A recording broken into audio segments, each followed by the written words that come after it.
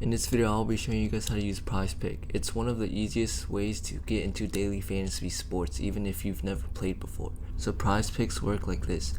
Instead of building a full fantasy lineup, you're picking whether a player will go over or under a certain stat.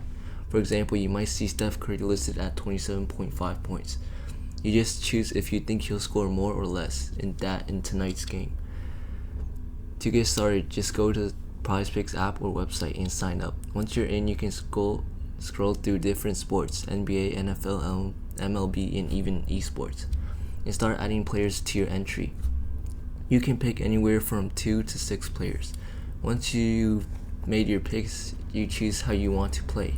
There's flex play, where you can still win even if you miss one of your picks, or power play, where you need to get all of them right in order to win, but the payout is bigger.